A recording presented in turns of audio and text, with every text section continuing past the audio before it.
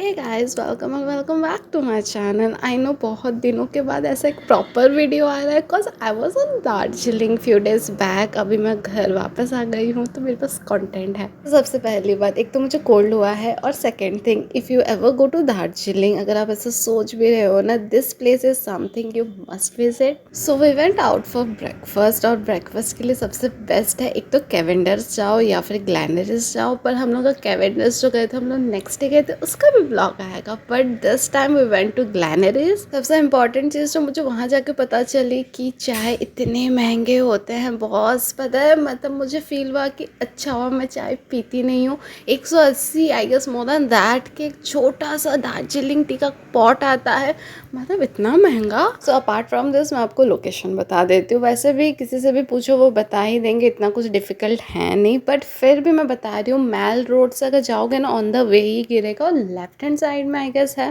तो basically it's a bakery as well as cafe. और पता है वहाँ के लोग इसको केक शॉप के नाम से भी जानते हैं।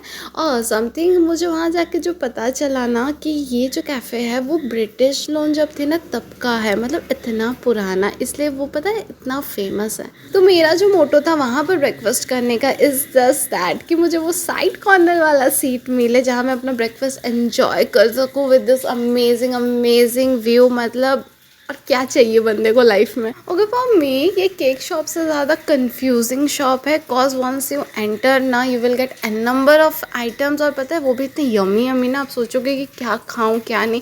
You won't believe, it took me around 30 minutes I guess, more than that 40-45 minutes में बस चूज़ करी थी कि मुझे खाना क्या है। मुझे तो लगता है मैं जल्दी गई थी इसलिए अच्छा था, मतलब मेरे लिए बेनिफिट था, वरना वो लोग मुझे निकाल देते कि मैडम आपको कुछ खरीदना नहीं, आप टाइम पास कर रहे हो। So something that I will recommend कि ना, आप 8 बजे दुकान खुलता है तो 8:30 तक आप पहुंच जाओ। कॉज वो ब्रेकफास्ट के लिए बहुत फेमस है और लोग ब्रेकफास्ट करने ही आते हैं। तो सर 10 बजे के बाद इट्स डिफ़िकल्ट कि आपको वो व्यू पॉइंट वाला सीट मिले, और उससे भी डिफ़िकल्ट होता है कि आपको सामान मिले। कॉज मैं जितना सुनी हूँ लंबी लाइन भी लगती है सीज़न टाइम में। हम लोग ऑफ सीज़न में गए थे तो we are blessed kind of. पर फिर भी हम जब 10 बजे रिटर्न आ रहे थे ना, बहुत लोग अंदर घुस रहे थे। और वो पता है वहाँ पे 2 कैफ़े है, एक वो व्यू पॉइंट वाला और एक अंदर। तो लोग ना अंदर बैठ के खा रहे थे कॉज वो बाहर वाला सारा फुल था। बाहर वैसे भी ज़्यादा सीट्स नहीं है, 5-6 होंगे। So apart from all of this, let's talk about कि वहाँ पे मिलता क्या है। So you will get an numbers of cake, pastries और स्नैक्स आइटम भी होते हैं। पता है सबसे बेस्ट पार्ट क्या, वहाँ पे ओवन था जहाँ पर आप उसको गर्म करो और आराम से एंजॉय करो। मतलब ये बहुत अच्छा था। ओके चलो अभी हम बताते हैं कि हमने वहाँ से क्या क्या लिया। So we took garlic bread medium. वहाँ पर आपको 3 ऑप्शन मिलते हैं, मीडियम, लार्ज और small. Then for obviously the must है ब्लूबेरी चीज़ केक। मतलब वो नहीं खाया तो और क्या ही किया। सो अगर कुछ ना डिफरेंट ट्राई करना है ना, तो लेमन टार्ट इट समथिंग कि बहुत डिफरेंट टेस्ट करेगा and at the same times बहुत डिलीशियस है। और हाँ, हम वहाँ पर एप्पल पाई भी टेस्ट किए थे। मतलब वहाँ का apple pie is just wow. हम बनारस में भी खाए थे बट वहाँ का कुछ समझ में नहीं आया था, यहाँ का बहुत अच्छा था।